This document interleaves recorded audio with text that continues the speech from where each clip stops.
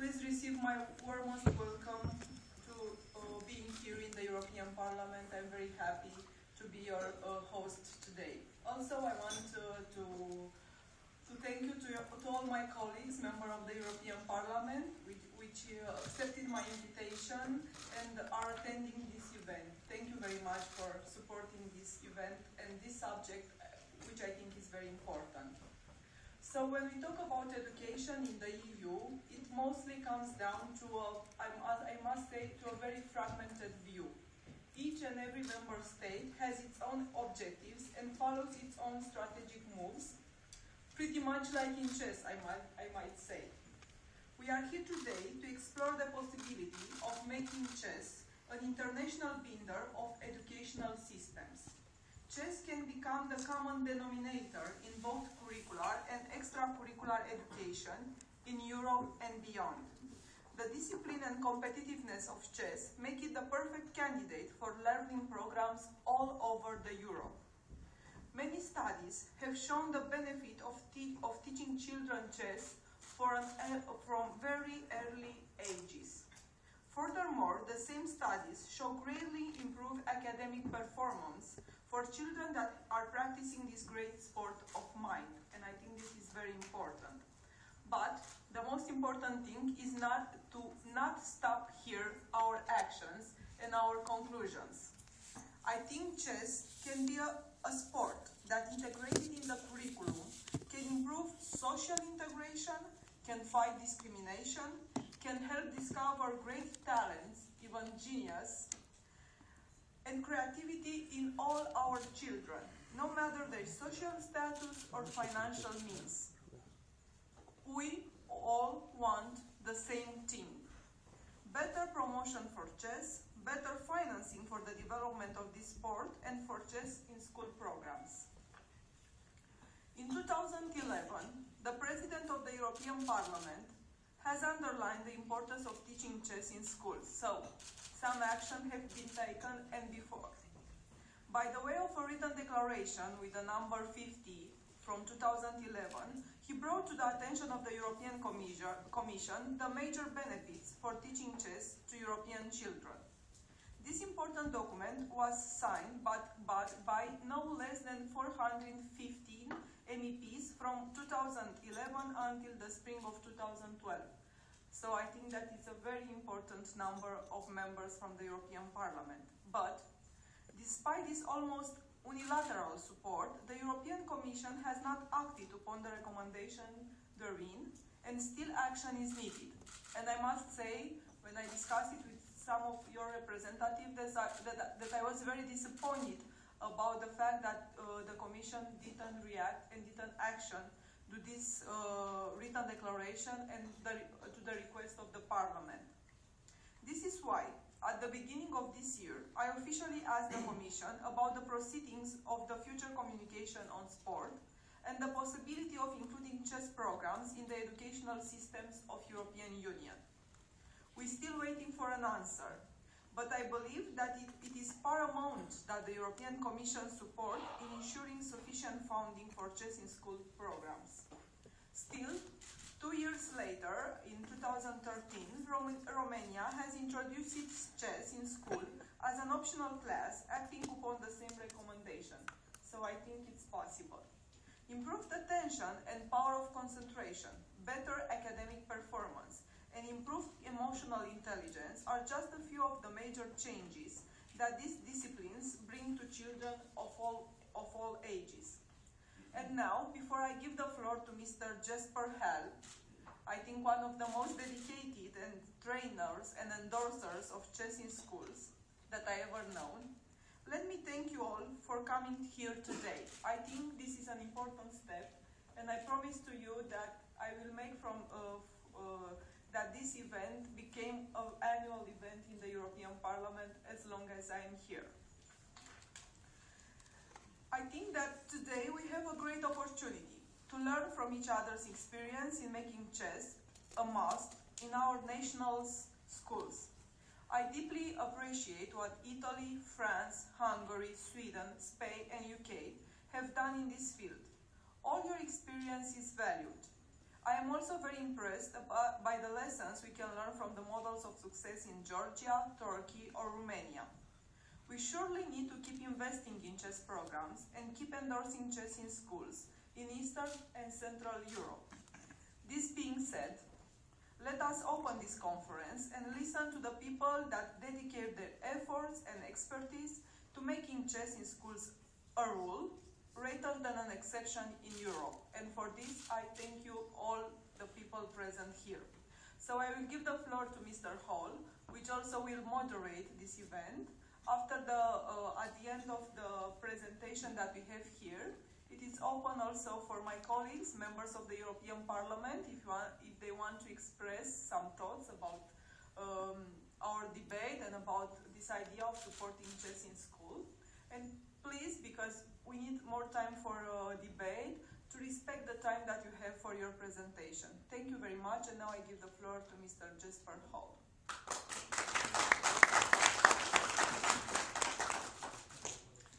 Thank you very much, Claudia. My name is Jesper Hall. I am the chairman of ECU Education, and it's great to be here in the European Parliament for this Chess in School conference. This conference will end 6:30 p.m. and this is a sharp time. So just like Claudia said, there is a real need that you don't come into time trouble. Those of you that are chess players understand this small joke. The organizers of this conference are the Educational Committee of the European Parliament along with the European Chess Union. And our main goal today is to show how chess is implemented in the educational systems in various European countries. And we will start in a while with Zurab Azmaiparashvili from Georgia, who is the president of the European Chess Union, who will give a small speech. After that, we will go through some ECU projects. First, we will present Irakli Rekviashvili from Georgia, who is representing the Bank of Georgia, sponsor of the European Chess Union. Then I will show a survey that has been done on chess in schools in the European countries and the ECU. After that, Martin Huber, the treasurer holder of ECU, will show some of the programs that ECU is running. After that, we go into presentations of the different countries and organizations running chess in schools. We start with Judith Polgar, the strongest female chess player ever, that will show her fantastic project in Hungary. After that, we move on to Leo Battesti from Corsica, that also have a great project all over Corsica. Alessandro Dominici from Italy will show what he has done in Italy. Vlad Ungariano from Romania will show a bit of what he has done in Romania through the Romanian Chess Federation. José Francisco Suarez Rua from Spain is representing the Spanish Chess Federation. I will show a bit of what has been done in Sweden.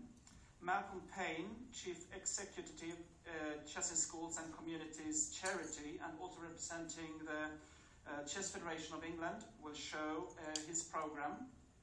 Georgi Georgiadze, President of Georgian Chess Federation, will show some of the programs that is in Georgia. And then we have the Turkish Federation finishing. Mrs. Gulkis Tulay and Kazim Yekeler will show the fantastic project of Turkey, the leading country of chess in schools in Europe. And then after that, we will have a session of questions and answers from whoever wants to put questions to us, not the least the members of the Parliament being here. And then in the end, we will start with a summary and a conclusion by me and Mr. Zurab Azmaiparashvili, and then Claudia will finish this conference. And I will give a brief sign when you only have 1 minute left of your time, like this. This means 1 minute, and please keep the time, because already I can see that there is so much fantastic things happening here in this room in Europe that will be told, but we don't have so much time. So please, Zurab, start with your introduction speech. Thank you, Jesper. Give me please 1 more minute. So first of all,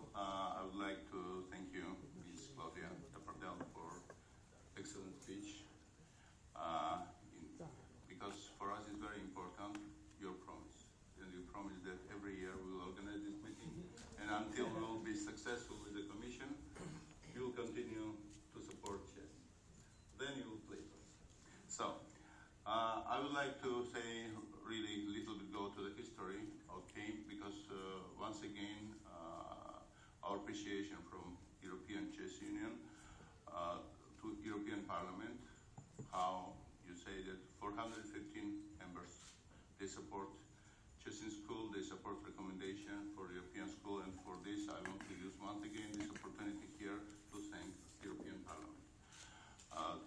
Also, of course, it's very important to meeting which we have today.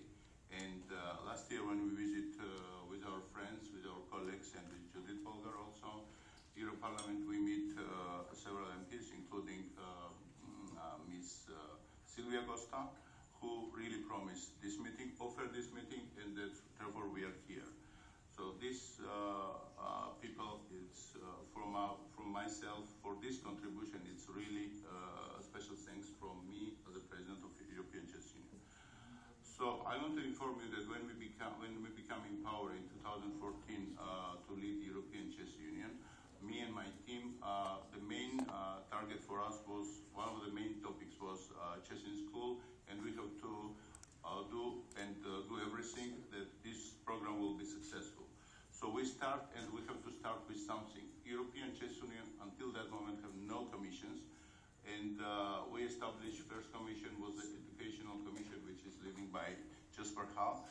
And for that, really, I want to say once again, thank you to Bank of Georgia, who support financially European Chess Union. Therefore, we built 4 different commissions, which is working very successfully today.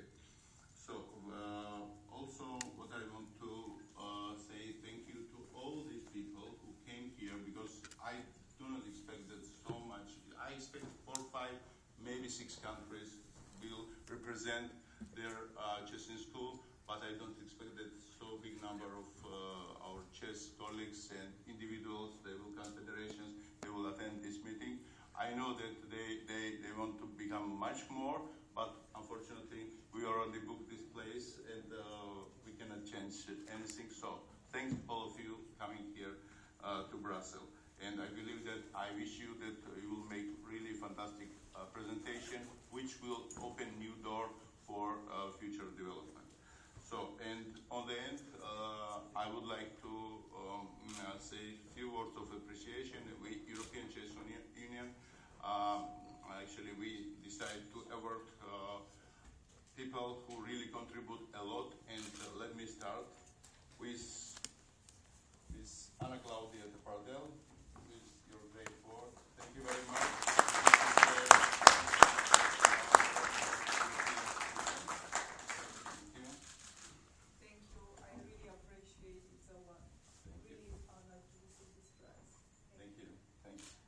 Also, I want to award Ms. Silvia Costa, who is not attending, unfortunately, she is busy now.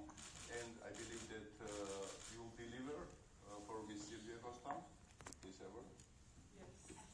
Isabella, Okay, great, is my great, colleague. great. Isabella Del Monte is my colleague from Italy. It's also my colleague from the Transport and Great. Tourism Committee, and I think she can. As I mentioned in 2012, when European Parliament passed the decision, it was very important role playing 2 foundations, 2 great personalities actually. And today I want to use the opportunity to award them also. One is Judith Polgar, who is leading Judith Polgar Chess Foundation.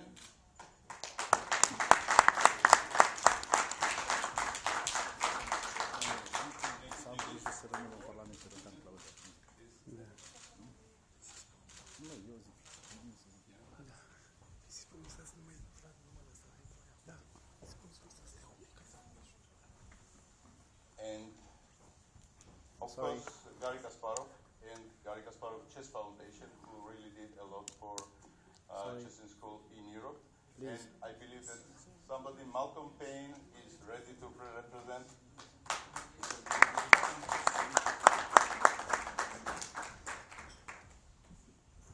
Thank you.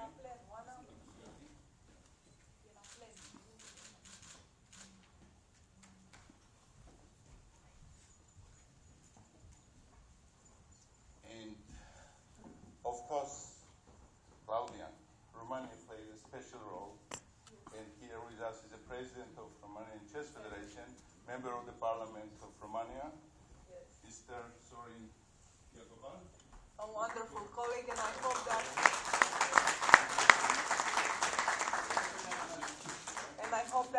end of the debate, he will help me also in finishing with some conclusion. And just wording, because I cannot make effort for my colleague, for my deputy, Mr. Ion Dobredan, who did really a great job. Thank you, Ion, very much.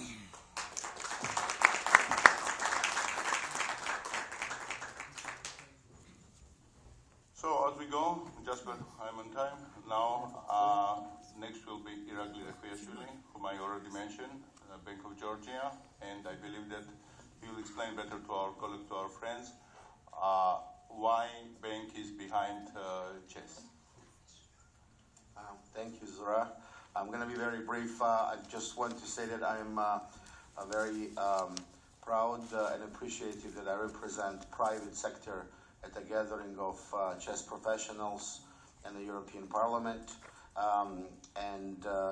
We have, as a private organization, we got involved in chess in schools program through two connections, through Judith Polgár's foundation in Hungary and through Zora's leadership of European Chess Federation.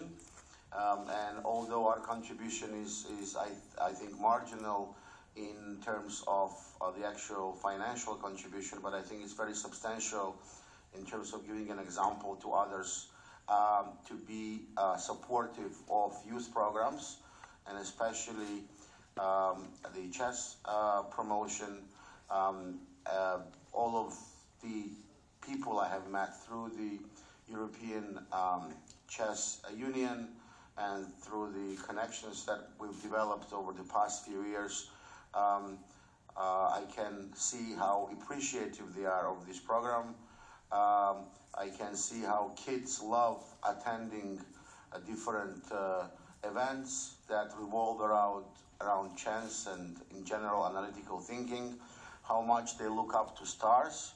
And even though there is not as much marketing and propaganda around chess as there is around Champions League and other sports, I think that the sport is no less important for the development of the future generations.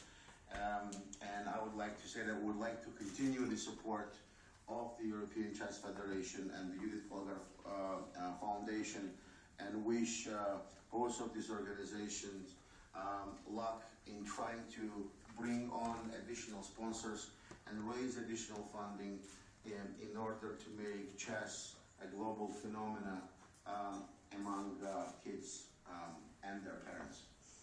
Thank you. Thank you very much. Now I will give a presentation of the big survey that we have tried to contribute to this area of chess in schools. We'll just wait to see it. It will come up. The screen.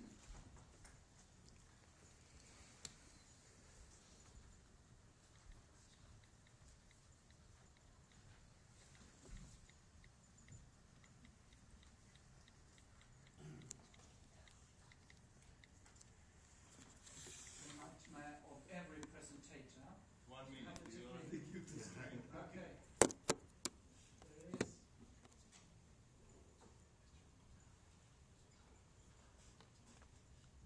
You show us.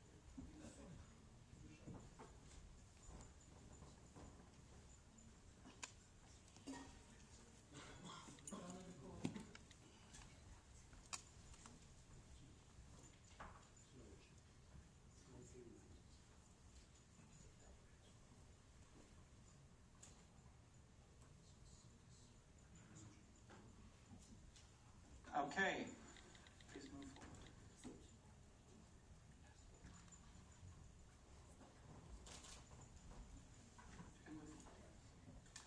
So, this is the background to this survey. In 2014, the ECU Education Commission was started after the Olympics in Tromsø. And the background to this was that we saw in Europe that chess as a pedagogical tool is growing rapidly all over Europe. But the question was, of course, what does it really look like? What problems and needs do these different organizations, federations and countries, what are they facing? And what can be done on different levels? And not the least, what can be done on this European level that we're trying to work on now?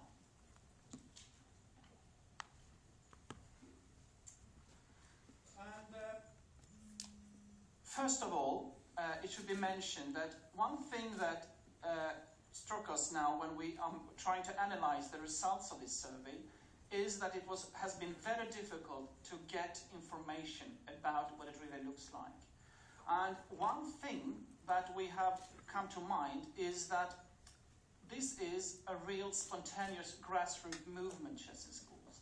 All over Europe, you will see, also later today, there is projects run by schools, by pedagogues, by organization, by private actors. And everyone is trying to find their own way. And the reason for this is that they believe that chess is great for kids, and they're trying to find the right path for them in their context. And that also means that for the time being, there is very different setups, depending on not the least school system, support from government, foundations, and the organization running the CIS program, Chess in School program, and what their motive and goals are with what they are doing. Another thing that has been difficult for many countries and federations when they are trying to answer the questions from our survey is that chess very often falls between chairs. It's not so easy, not even for authorities or for schools or for probably the European Parliament to understand chess, what it's really like. Is it a game? Is it a sport? Is it mathematics? Or is it a pedagogical tool? And that means that all those different movements of chess in schools has had problems finding money, because when you come down to money, everyone says, oh, this is not my board, this is some other board. So it's a lot of idealistic people, it's a lot of schools trying to get a good setup for the chess in schools, but a lot of them is lacking fundings. Experience, though, has shown how great chess is for developing social and intellectual skills. And not the least in Sweden, this is something we are really looking for now, when we are, going down in these different studies of how the Swedish schools is like. But also, to this experience that we now are gathering, a lot of research is being conducted. There's a lot of research going on, but more is needed, and not the least, we need to get it published and to be shown so that we can show how good chess really is. Chess also needs to be regarded to this pedagogical tool that we believe in, not the least in the education systems of the countries of ECU. To do this, we also need economical support to make chess in school flourish, to make all those different projects becoming as good as possible. Please, Ivan.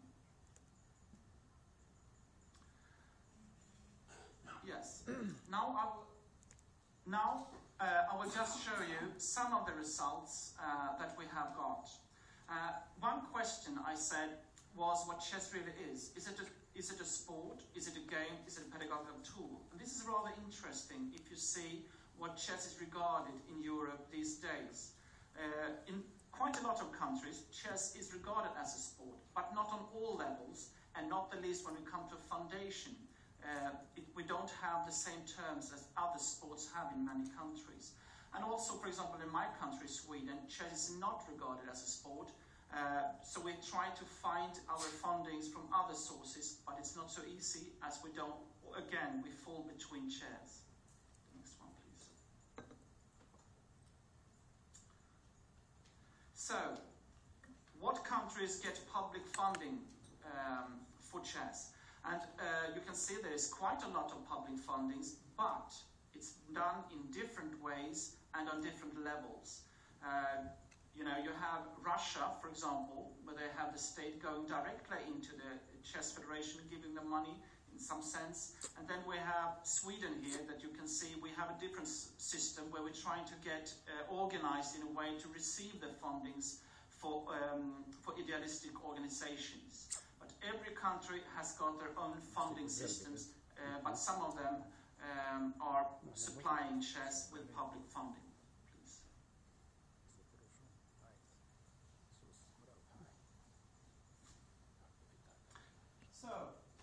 So what does it look like in the different countries of Europe? You can see there is quite a lot of countries in Europe these days that has got a great high activity of chess in schools.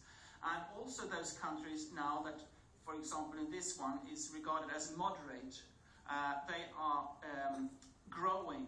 I heard from Norway just a week ago that in 1 month's time, when they started their new Chess in School project, 150 schools applied the first days to become a member of the activities of Chess in Schools.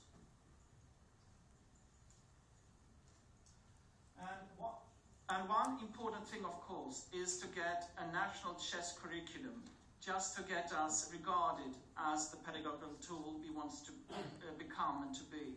And here you can see we have had different successes in the different countries of Europe. Please. In the end of today, when I do the conclusion, I will give you some of the needs that we have come to finish this survey with, ideas of that what we think is needed to make Chess in School flourish even more than we have shown so far with this little survey. And by that, I want to pass the word to Martin Huber, that is the treasurer holder of ECU. Hello. Okay, it works. I think I don't need the presentation to save some time, because I think there will be many interesting presentations. And as a ECU treasurer, I'm always happy to go to the places where we can expect some money. And when preparing this presentation and learning that there is a Mr. Zlotowski from Poland, that he is a member of European Parliament for Poland, and he was so brave that he admitted, I hope you are not angry with me if I say that he is not a chess expert. So therefore I decided that maybe I will be very short, and I will try to be very factual. Because all of us, I hope we admit that chess is very useful for kids, that it's supporting intelligence and so on and so on. In the world, it's estimated that about 500 million people play chess. Yeah? There was a serious research done by Egon Company, I think, and they estimated more than 600 million, but we can say at least 500 million people play chess. In the World Federation, there is almost 180 states organized. Very huge organization. ECU, I'm representing, is an umbrella organization of 55 federations. So it means that we are covering not only all EU countries, we are covering also candidate countries from the enlargement process, neighborhood countries, all countries you can imagine from Europe. In the world, it's played more than 1 million competitive games per year. In Europe, about 800,000. So imagine that each day more than 2,000 chess games is played in Europe. Also today. In Europe we have about 6,000 tournaments, chess tournaments, official tournaments that are registered with FIDE and rated with FIDE. So it's like in tennis we would have 6,000 ATP and WTA tournaments, for example. What else? Chess was offered to become Olympic sport in the past. In 1924, maybe you don't know, in Paris. But because that time already we had some professional players, chess kindly had to refuse this offer, unfortunately for us today. But since 1927 until now we had 41 chess Olympiads, and people that don't know that in Olympiads there are about 4,000, 5,000 players in total that are participating on a biannual basis. So it's when I compare it, it's like 1/3 of the Winter Olympics or Summer Olympics. Sorry, from quantitative point of view, it's a huge festival of chess. Regarding the social cohesion or inclusion, it's fantastic that chess is played by generations. Old people play with kids. Women are allowed to play chess tournaments. Handicapped people are playing chess tournaments. So it's a really socially equal tool. European Chess Union is organizing more than dozen official events in Europe, and in the children's area there are events that more than 2,000 kids are participating in European Championships. So it's a fantastic opportunity to see youngsters to fight, to think and to focus, to concentrate. We are teaching kids to tolerance or chess community, as I believe we are very fair. So we say that we are one family, gens una sumus in Latin. So therefore we are very open, and I'm very proud that we have here very interesting projects that will be presented in a while. As myself, I was involved in more than 100 European projects in the past around the world, in Africa, Asia, Latin America, and Europe. And volunteering chess, I have to admit that chess is a fantastic tool for present turbulent time that is a bit chaotic, that is changing very quickly, and people are made to work under the stress, under the time pressure, to make fast decisions and to take responsibility for their decisions made. What is excellent that 4 years ago European Parliament adopted the declaration on the chess in school. But as a disused treasurer, I would love to see some follow-up actions that would make chess eligible for applying for example, Erasmus projects or some educational projects, etc., etc. So the best from my side would be to have some separate budget line that would support chess as a useful pedagogical tool for the future. But it's up on the decision of European Parliament and European Commission afterwards. So this was from my side, and I will be happy to answer your questions afterwards. Thank you very much.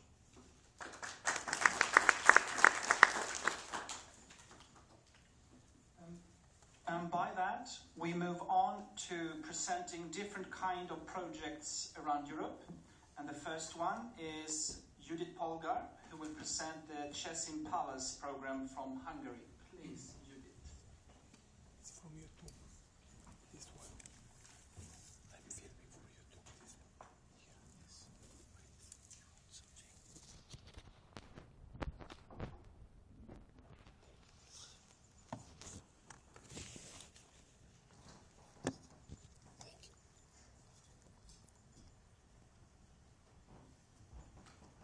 Thank you.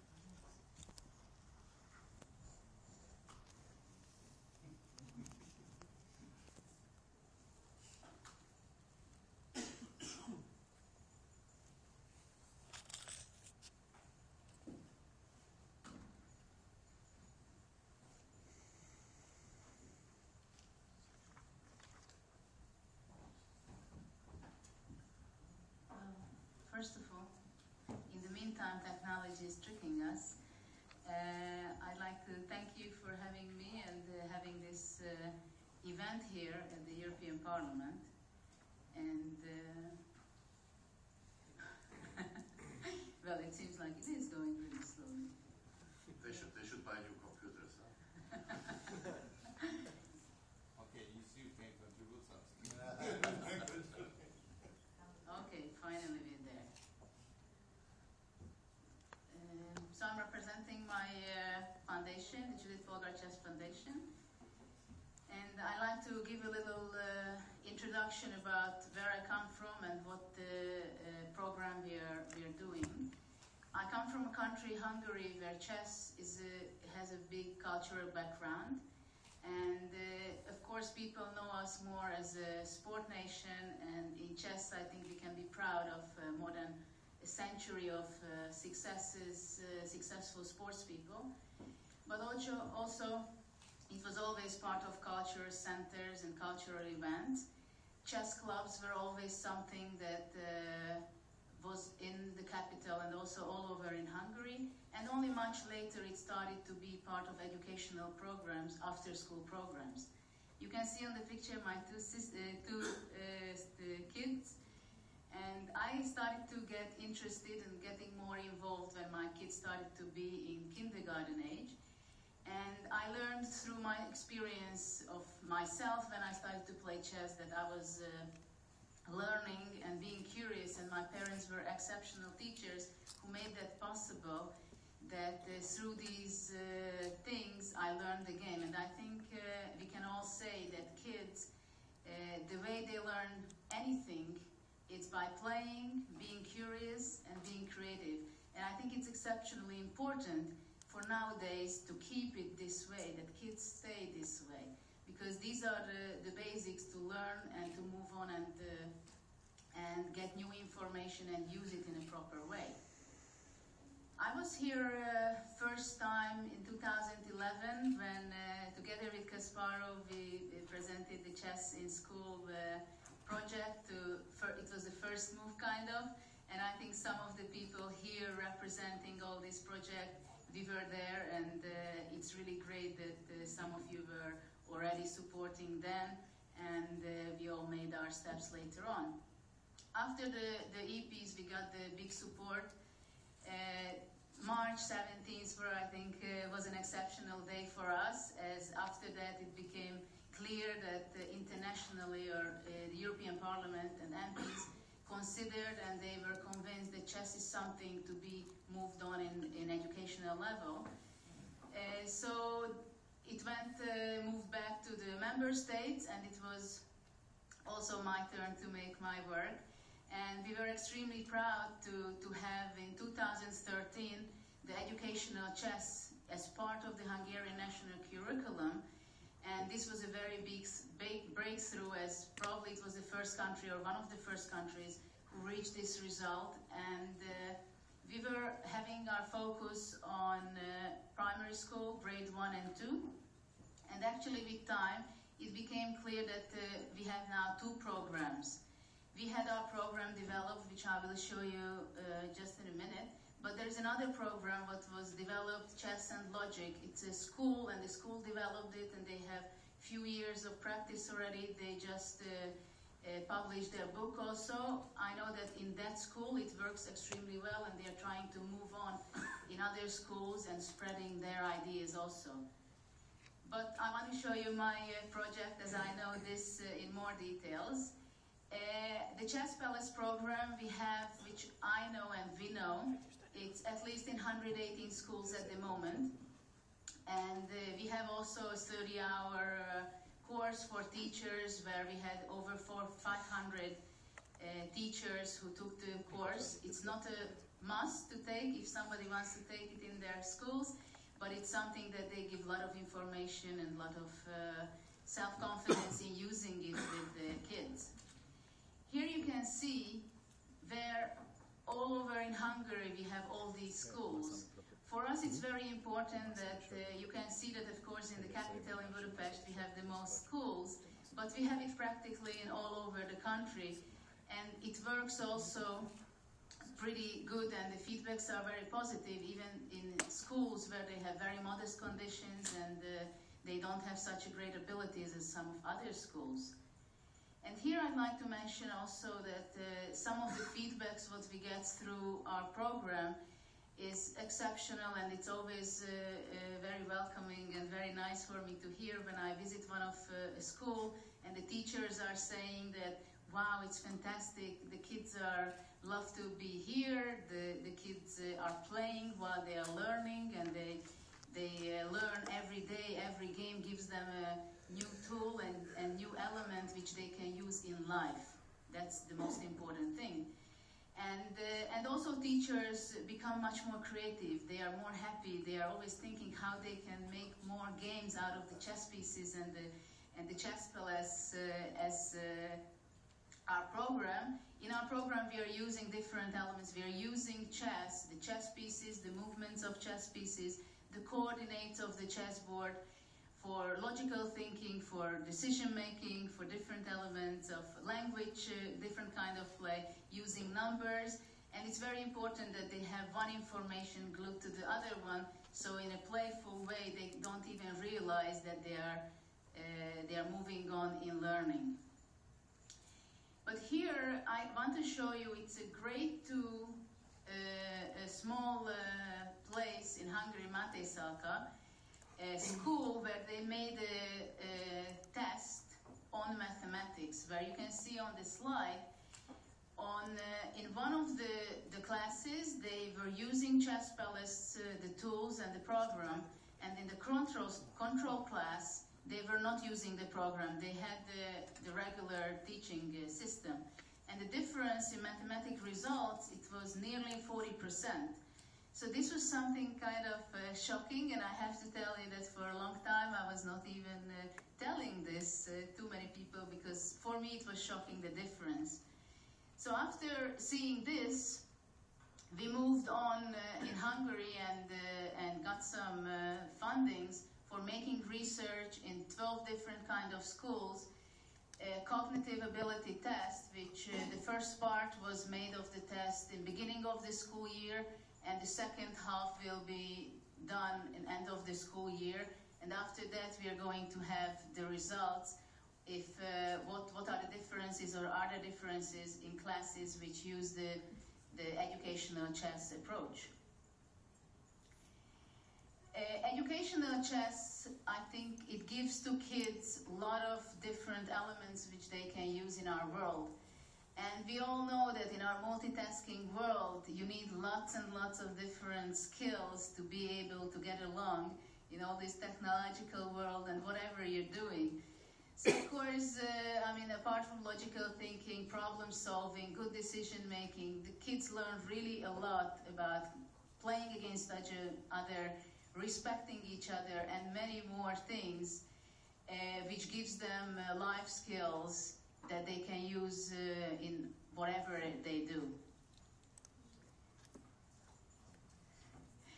I'd like to share with you how happy we were that all our efforts, what we did in the last years, and the research and the schools and feedbacks, it was not only that the teachers and the kids are very happy that we are doing the chess program, we also have a festival where we gather together and share experiences. But also the Chess Palace program got a special international Best European Learning Materials Award, and in highlight of the prize we were highlighted that it's by innovation, it's a special project, which I was very proud of, because also in my chess career I was always very creative and innovative, and the program also reflects that.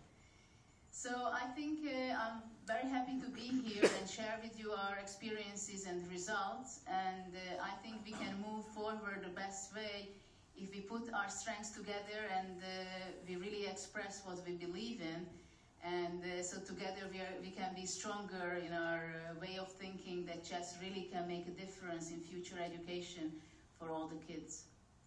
Thank you.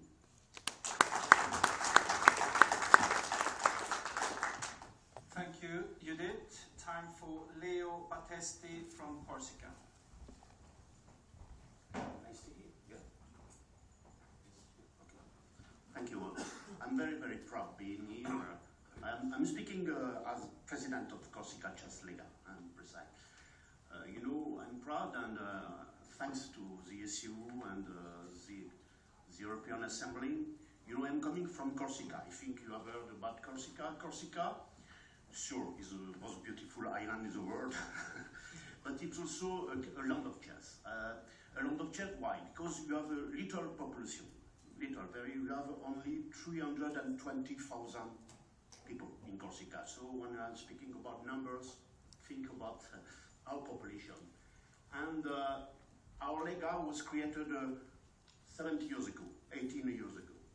And since we have created the Corsican Lega, we have initiated 45,000 school children.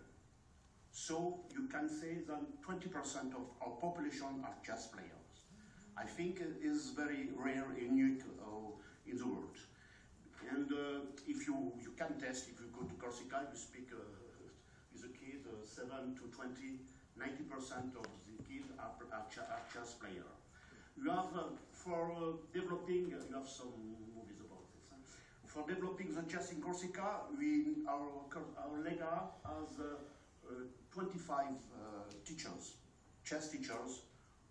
Among them, 18 are salary of our organization in permanent job.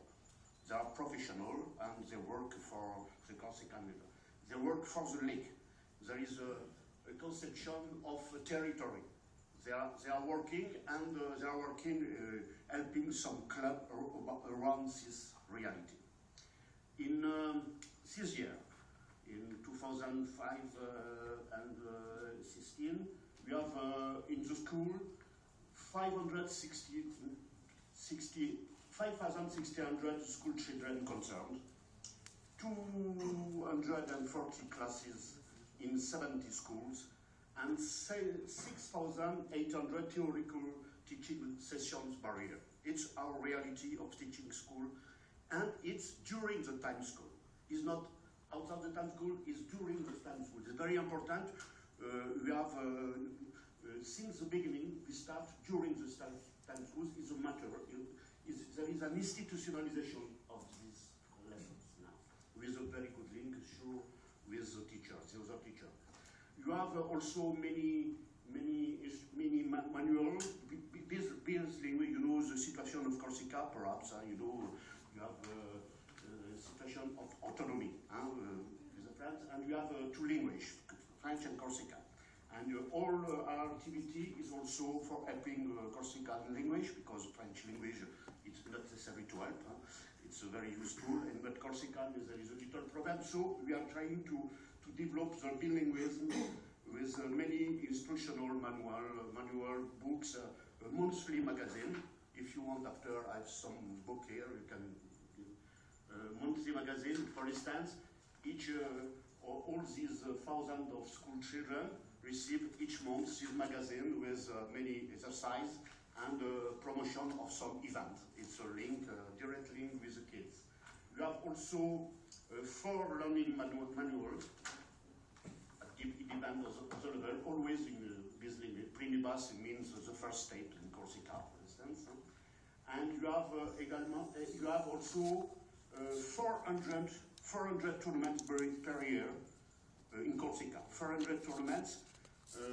And among these tournaments, you have this big, huge tournament in Bastia with 3,500 players each year. In June in Bastia, it's a pleasure to organize this event. You have 100 arbiters, 100 shutters. It's a very, very huge organization. So, considering the reality, you have started many things. You have changed many rules. For instance, you have forbidden the draw by mutual agreement at the start. Chess is a sport. You can say, yes, draw is not a good lesson for the kids. So in Corsica, when you play tournament, you have to play chess. You are not to have a cynical position on the chessboard. You have to play chess. You have also a specific elo. You have the international elo, but Corsican elo. We start at 200 points. 200 for the elementary school, 200, 300, 400, 600, and immediate evolution of the yellow. The kids are playing, and they can say on the computer the day after, the result and their evolution. It's very interesting for interested people and kids to do the games. And all the registered players of our Lega are in activity. You know, you were speaking before of the reality of the FIDE.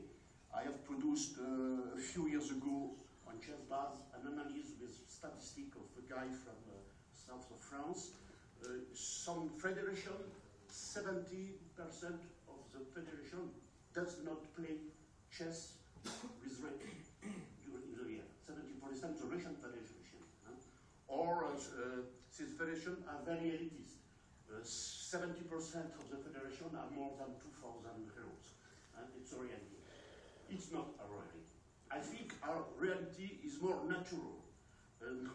In the nature, the hero is not 2,000, the average. Is perhaps 1,200. So you have the reality, and also in our Open, if you analyze the structure of Corsican Open, and you have many tournaments, many Open international events, 50% of the participants are beginner or middle players. They are not the top also, but 50% are beginners, less than 1,600 euros. So we have this specific elo, and our means is agreement. Agreement with the rectorship. Each 3 years I sign with the rector convention for introduction of chess during the time school. Very important. We have the full support of the education, national education. You have also agreement with the collectivité territoriale de Corse. It's the main institution in Corsica. You know, you have a specific situation in France with an assembly with more power than the French region. And there is a vote of the assembly, unanimity for the help of Corsican Lega with some project, some purpose with the Corsican Assembly, and also the Comité Départementaux, you know, in France, for department, you have 2 departments in Corsica, and you have a full support. And you have also many sponsors, because you have many players, you have many parents, you have many people helping us. So we have many sponsors. We have a sponsor at high level. For instance, my main sponsor is Oscaro.com. I think in Belgium the people know Oscaro.com because he's a mondial leader in the sale of car parts on internet. Oscaro. You have also Coca-Cola, etc. But you have also 100 Corsican companies. So all this events, we have international event, Corsican Circuit, International Palo Calvi, we have many prizes. For instance, Corsican Circuit, we have 100,000 of prizes. We have in Porto Vecchio a tournament with, for instance, Judith has played a match in Porto Vecchio a few years ago with her sister and Carlsen, Spassky, Rajabov, Kasparov, welcoming Corsica. We have a link between the mass and the elite. It's my conclusion, and to be sure, the first reason of our success, because we are starting almost from nothing. We have not the sedimentation I know in many places, in many federations, with a conception totally elitist of the chess. You think only on the top. It's a problem for the top. Except the 10th or the 21st, there is no money for the professional. So if you have a huge, very wide base of the pyramid, the top is higher. So it's our conception is to develop chess not only in teaching chess in school, because if teach chess in school, okay, but after, what is the link with the structure, the chess structure? And our strategy is to have a link. And this synergy is the success of our Lega. Thank you for your attention.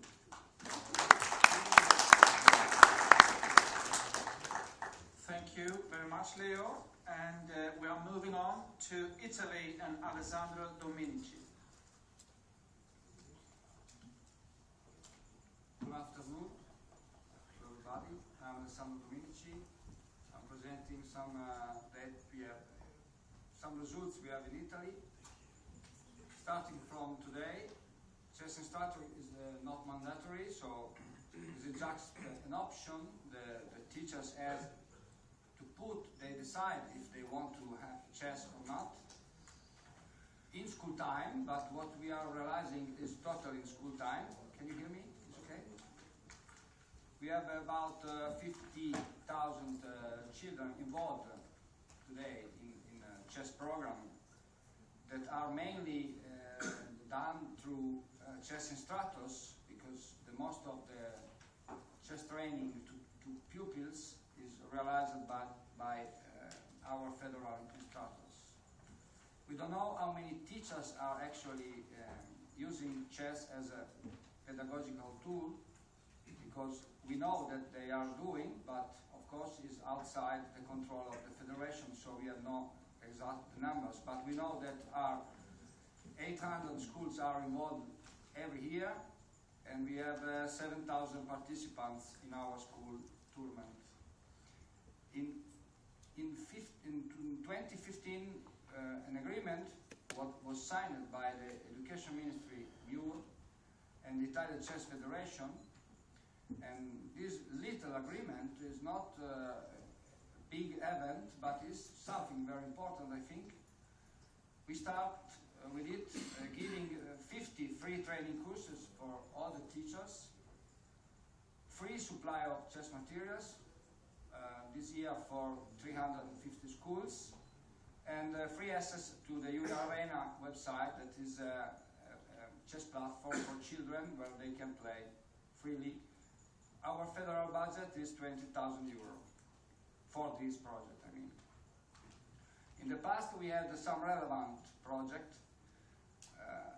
Basically from 2005 to 10 we had chess in school in Piedmont that started thanks to the Chess Olympics we had in Turin in 2006, and thanks to that every year we had 20,000 students having chess in school time.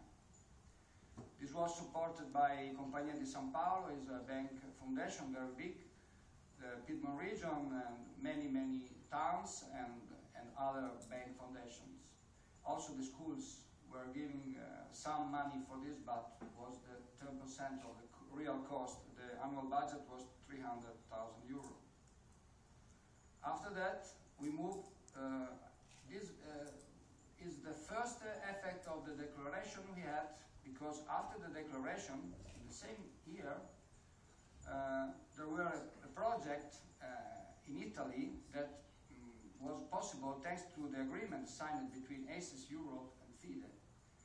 And this was based on the European and capital and city sport award. We had 20 towns involved in this, with 2,200 students, but with a low budget was possible to reach, I think, 110 teachers without not many costs, was not so much expensive, because we started to use the internet to train them. After that, in 2014, we had MSP Italia, is a national sport promotion body, with CONI and the Italian Chess Federation. We reached 700 teachers in training for chess in school through 15 training courses throughout Italy, and we were able to supply for free 150 schools. The total budget was 150,000 euros. Of course, we made, especially me, because I was coordinating all these researches. We had a lot of work on it, starting from 2005 for 10 years, but now we are doing other two research, so we never stop this, because I think it's very important to analyze which are the effective results you have on children and on teachers on the development of skills side, not just from the sport point of view. We worked with University at first Professor Trinchero, then Palermo University, Liverpool, last year Professor Gobet, and this year too, and then National Research Center, Italian Ministry of Education, because we had a research on national level 3 times in Italy, with MUR, and the last one was Invalsi, that is our National Institute of Education.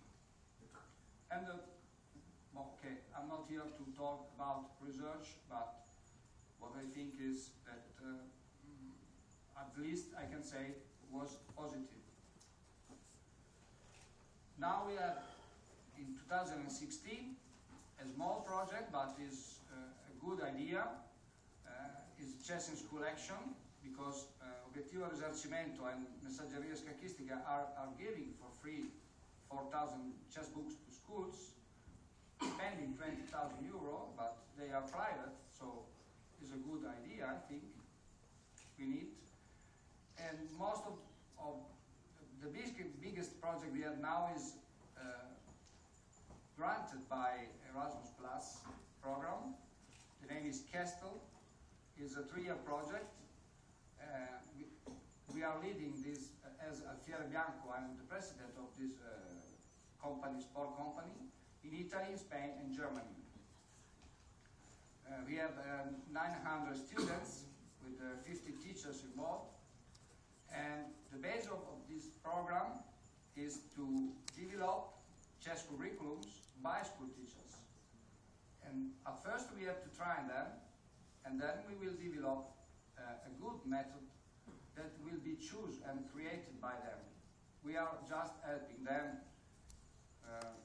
with all the partners. The main are, Ministry of Education in Italy and in Spain. We have the Turin University.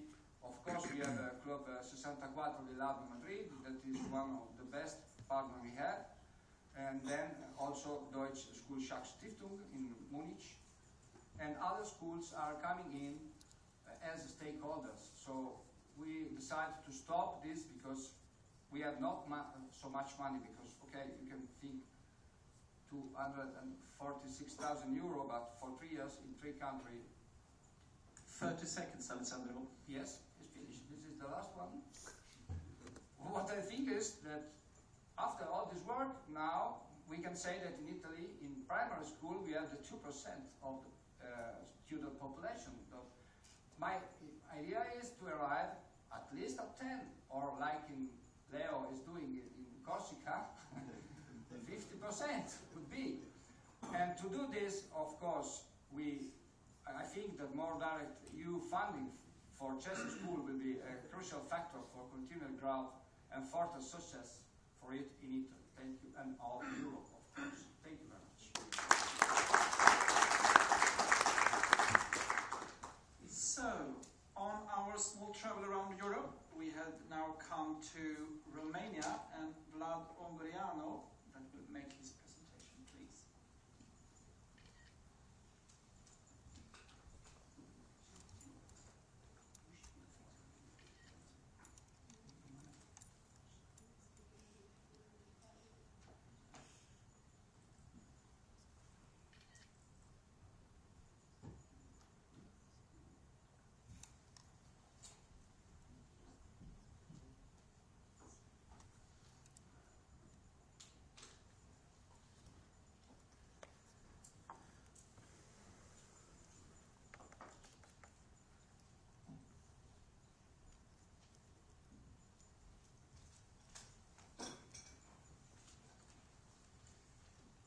Hello everyone, my name is Vlad Ongoriano. I'm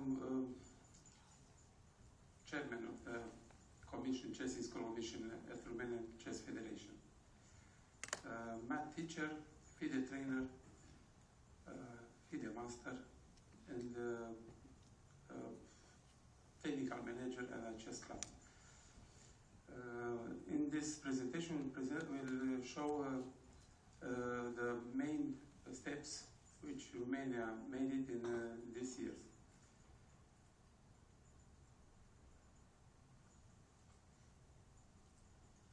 First of all, Romanian Chess Federation is one of the most powerful federation in Romania. It's on third place, and we have 60,000 registered players, and many kids which playing chess in schools. And the most important commission is Chess in School, which I'm chairman on this commission from 10 years.